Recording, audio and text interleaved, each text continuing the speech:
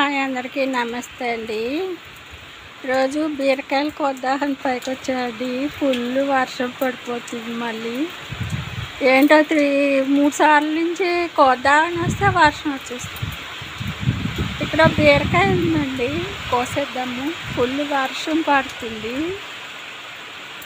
ఎలా కోయాలని చూస్తున్నాను. ఇదండి బీరకాయ. ఈరోజు కోత వచ్చిందండి. 4 బీరకాయలు తినేసింది. ఇది కూడా తినేస్తుందేమో, కోసేద్దాం అనుకుంటున్నాను.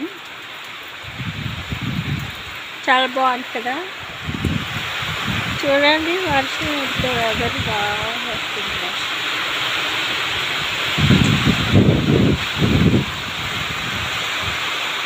ఫుల్ వర్షం పడుతుందండి మరి.